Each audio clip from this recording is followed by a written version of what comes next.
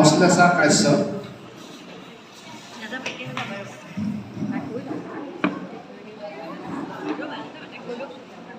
নমস্কাৰ, মোৰ নাম শ্ৰী সুকন্যা বৰা। মই আজি ক'বলৈ লোৱা সাধুটোৰ নাম হৈছে ৰজা আৰু ভাটৌ চৰাই।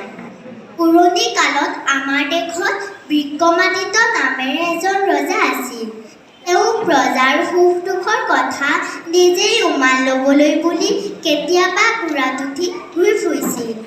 এনেকৈ ঘূৰি ফুৰোঁতে এদিন এজন মানুহৰ ঘৰত এটা ভাটৌ চৰাই দেখিলে।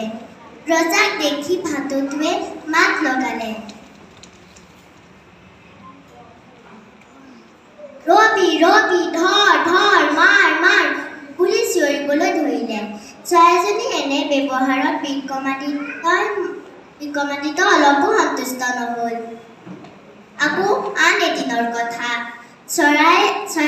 ৰজাই আন এঘৰত এটি ভাটৌ দেখা পালে। ৰজাক দেখি ভাটৌটোৱে মাত লগালে, মহাৰাজ নমস্কাৰ, ভিতৰলৈ সোমাই আহক। চৰাইজনী এনে সৎ ব্যৱহাৰত বিক্ৰমাদিত্যই মনত বৰ আনন্দ পালে।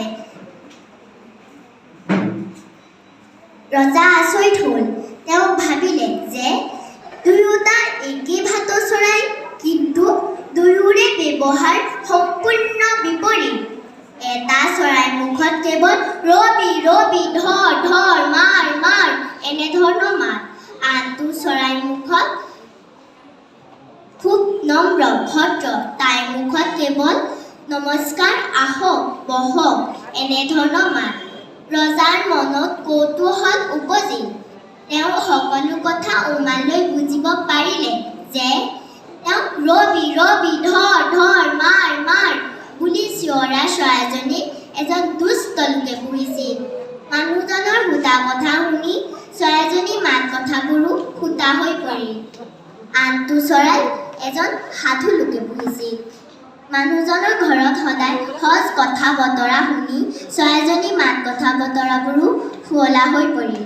গতিকে আমি এই সাধুটোৰ পৰা এটা কথাই শিকিলোঁ যে যিয়ে যেনে সংগত বাস কৰে তাৰো মাত কথা স্বভাৱ চৰিত্ৰ তেনে হয়।